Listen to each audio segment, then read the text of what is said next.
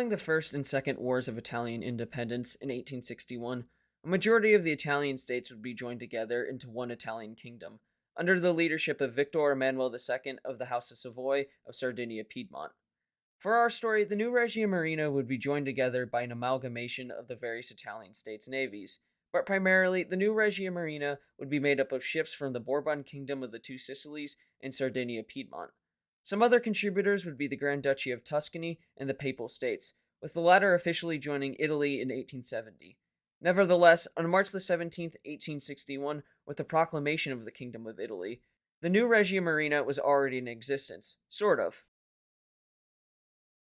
Now, the Navy of Sardinia Piedmont had already been renamed the Regia Marina, or Royal Navy, and previous decrees had already abolished naval ministries in Naples and Palermo.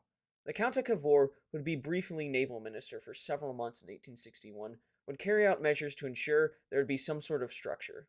The naval departments established in Genoa and Naples would be maintained, and a new department in Ancona would be created and would have jurisdiction over the Adriatic Sea. Now, you can put down decrees on paper and ship them out, but when it comes time to form a coherent chain of command, with an amalgamation of officers from various states that had rivalries and been antagonistic towards one another for centuries, not to mention possible differences in political views, with some being Republicans and others monarchists, it would certainly be a tall order to bring them all together. Something that certainly didn't help cohesion of the new Navy was the Count of Cavour's replacement of commanding officers of several ships of the dissolved Bourbon Navy with Sardinian officers, along with some former Bourbon officers joining the new Italian Navy with ranks superior to those granted by Giuseppe Garibaldi to men of his Sicilian dictatorship, which was also incorporated into the Regia Marina, again making it difficult to bring the new force together. When it came time to ship construction, the new Regia Marina would briefly flirt with building out-of-date sailing ships, but with the appointment of Carlo Pellion de Persano, who decided that wasn't a great idea and went for a program of ironclads. Between 1861 and 1863, French-built ironclads in the Maria Pia class were commissioned, being some of the best Italian ships of this period, along with some Genoese steam frigates with wooden hulls, with armor to be fitted later. Two more ironclads would be built in America, but they would have poor machinery and insufficient armor. Before 1866, more ironclads would be ordered, which would be the Palestro and the Versailles, from French builders, and Roma and Messina in Italian shipyards, along with the ram Affondatore being built in Britain. Except for Palestro, the other ships would not be ready for the Third Italian War of Independence.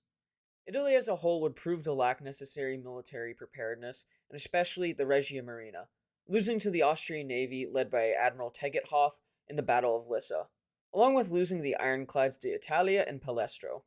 Now, this would have major implications for naval development as a whole, and the Regia Marina specifically, showing that leading in technological development was not enough in a battle without experience and training with the new technology. A quote from the Marina Militare that I think works very well here is from their page on the Royal Italian Navy to the modern Navy. Quote, although the Italian fleet had twice the combat potential of the Austrians, Admiral Persano, the admiral in charge, failed to take advantage of this superiority as his naval tactics turned in favor of the enemy. The result was a humiliating defeat for the Italian naval force, which suffered heavy losses. The embryonic Italian Navy lacked a cohesive national officer corps, homogeneous crews, and appropriate training to experiment the new naval doctrines required to operate with the new types of vessels, the ironclads. In the 15 years following the Battle of Lissa, the Regia Marina would renew its ships and technical and organizational structure of itself, which was a difficult task because not only was Italy struggling when it came to the task of unification, as the north and the south of the country were different, they were trying to establish themselves among the great powers, and with the Suez Canal being open to traffic in 1869, it changed Italy's strategic position in the central Mediterranean. One of the ways of shoring up its own position and make themselves more politically important was to formulate its own colonial policy, with the Regia Marina urging to have bases in the Red Sea, which helped to establish Italy's first holdings in Eritrea. Some other things that would help develop the Regia Marina would be the establishment of the Italian Naval Academy, established in Livorno in 1881, to offer future officers a more homogeneous training, instead of having two naval academies like how it was previously done. Over the coming years from the late 1860s into the 1870s, 80s, and 90s, the Regia Marina would develop and increase the size of the Navy, with new vessels like the battleships Caio de Wilio and Enrico Dandolo, displacing 12,000 tons, a top speed of 15 knots, and a main armament of 17.7-inch muzzle-loading guns and two revolving armored turrets offset to port and starboard amidships. These new ships would help to bring the Regia Marina to prominence among naval powers, which was due to the director of the Naval Engineer Corps, Benedetto Brin, who helped to influence naval shipbuilding in the last quarter of the 19th century, but also helped to develop Italian naval strategy and doctrine of the period. More ships would come under the direction of Brin, like the battleships of 1876, Italia and Lepanto, which were equipped with two pairs of 16.9-inch breech-loading guns in offset positions to port and starboard, and also a top speed of 18 knots. Brin would also work on two more battleship classes. These ships would begin a trend in the Regia Marina of favoring speed over armor protection, not to mention the development of protected cruisers and large numbers of torpedo boats during this period. Brin would continue to help develop Italian naval power up until his death in 1898, mostly as a naval architect in his later years. I would be remiss if I didn't tell you to do some reading on Benedetto Brin. He's a fascinating figure in naval development as a whole, and I am really just scratching the surface here. During this time, Italy would continue to develop itself on the world stage by signing the Triple Alliance with the Austro-Hungarians in Germany in May of 1882. However, a naval treaty would not be signed until December of 1900, where Germany would be in charge of the North Sea, Baltic Sea, and Atlantic entrances to the European continent. Along with that, Italy would be assigned the Western Mediterranean, the Adriatic to the Austro-Hungarian Empire, and the Eastern Mediterranean would be shared by Austria-Hungary and Italy, meaning that Italy could focus more attention to its west coast and less on its east. The Adriatic would create tensions between the Austrians and Italians and would come to a head when either nation expanded at the expense of the declining Ottoman Empire. Meanwhile, the Italian navy would gain more prestige on the world stage by taking part in a campaign on the island of Crete, along with contributing to the defense of the legations in Peking, China, against the Boxer Rebellion. As the 20th century dawned, the Regia Marina would not be as interested in new developments like the dreadnought, of which the concept of a battleship whose main weapons were exclusively guns of the largest caliber practical, which originated from a study by the Italian naval engineer Vittorio Emanuele Cuniberti, published in the 1903 edition of Jane's Fighting Ships. Eventually, though, they would be interested by 1909 with the first Italian dreadnought laid down, the Dante Alighieri, with its 12-inch 46 caliber main armament and four triple centerline turrets which allowed all heavy guns to bear in broadside fire. The Dante would be followed by three ships of the Cavour class, the Conte de Cavour, Julio Cesare, and Leonardo da Vinci. An event that would require the developing Regia Marina would be the Italo-Turkish War of 1911 and 1912. Being engaged in the North African coast and the Aegean Sea, Italy would conquer the Ottoman provinces of Tripolitania and Cyrenaica in the Libyan territory, and the Dodecanese Islands in the Aegean Sea. Also, I should mention the continued development of Eritrea and Somali ports. Something I would like to double back to is the development of some of the naval bases the Regia Marina would use. Taking it all the way back to 1850 with the Count of Cavour's first term as naval minister for Sardinia Piedmont. He would move their main naval bases from Genoa to La Spezia, assigning Colonel Membria to the task of studying the defenses of the shore facilities, with an engineering committee being appointed to the task of studying the matter more in depth in 1858. Major Domenico Chiodo would manage to get his plan approved by suggesting a new dockyard in the area of downtown La Spezia and east of the small town of San Vito. The new arsenal of La Spezia would be completed in August of 1869 with a final layout of several dry docks spreading out over 85 hectares with 13 kilometers of roads. Although the Kingdom of the Two Sicilies would maintain naval bases in Palermo on Sicily and Naples on the mainland, it was decided they would build a new large naval facility at Taranto, whose large protected anchorage, Mar Grande and inner harbor Mar Piccolo, were very well suited for the construction of a new dockyard. With initial plans in 1866, it would not be until 1882 the Italian Parliament would pass legislation financing the massive works required for it. Building would begin in 1883 under the now General Chiodo. The Mar Piccolo would need dredging on the southern shore. It was also necessary to widen and deepen the small channel between the Mar Grande and Mar Piccolo, being accomplished between 1884 and 1887.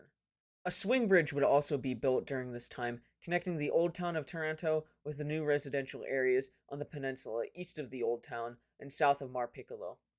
By June of 1889, the Principe di Napoli dry dock was complete. Work on Taranto would continue well into the 20th century, not being fully operational until 1916. Some other naval facilities that would be available to the Regia Marina would be the ones established in Ancona in the mid 1860s and the Arsenal of Venice in the North Adriatic. Brindisi would also see another naval base on the Adriatic coast, south of Bari, and by 1913 it was quite a considerable naval base. The Regia Marina would categorize their bases into four groups. According to Mussolini's Navy, a reference guide to the Regia Marina, 1930 to 1945. First class bases, dry docks with a great concentration of technical facilities, workshops, dry docks, etc., and defenses, shore batteries, anti aircraft guns, etc. With wide availability of skilled manpower and where capital ships could be overhauled, repaired, and modernized. Second class naval bases, smaller dockyards with defenses, commissariat with smaller naval forces. In such supply bases and ammunitions were stored smaller quantities than in first class bases, with fewer specialized workshops and less skilled manpower. Third class bases, installations that could accommodate small squadrons of escorts and coastal forces, with almost no workshops, no dry docks, and defenses limited to anti aircraft guns and machine guns. Fourth, supply facilities, small ports and shore installations where the Navy operated replenishment facilities only, particularly for fuel and lubricants. Taking things up to the First World War with the Italian entry into the war on the side of the Triple Entente. Based off the rivalry that was brewing between Italy and Austria-Hungary in the Adriatic and the promises of land at the expense of Austria. The Italian fleet would number 5 dreadnoughts, along with 8 older pre-dreadnoughts, in service at the start of the war. The Austro-Hungarians would have 3 dreadnoughts and 9 pre-dreadnoughts at the start of the war. But with the nature of the war in the Adriatic, there was little opportunity for either side to use their capital ships. Rather, it would be characterized by operations with smaller craft like destroyers, submarines, or motor torpedo boats. The Regia Marina would have the following task, according to Mussolini's Navy, a reference guide to the Regia Marina, 1930 to 1945. Protection of the right flank of the Army of the Isonzo Line, and defense of the coastal front after the defeat at Caporetto. Strategic blockade of the Adriatic with the Otranto Straits barrage. Convoy protection and defense of the Adriatic coast, with coastal batteries, railway guns, and mine barrages, etc. The two opposing navies would try to compete with strategies of having a fleet in being while attempting to attack their enemies' bases. This can be shown by the loss of the Benedetto Brin and Leonardo da Vinci while moored in harbor, and the loss of the Regia Margherita in Valona, Albania after hitting a mine. Along with that, the Austro-Hungarians would lose the Vin and Veribus Unitas by motor torpedo boat attack and human torpedo attack while in port. They would also lose the St. Isfon while at sea, being attacked by motor torpedo boats. Now, there would be engagements by larger forces, like in December of 1915, when the Italian light cruiser the Bixio and Quarto, along with their escorts, engaged the Austrian cruiser Helgoland and her escorts. There would be more engagements, but like I said, the theater of war would be characterized by the use of smaller craft.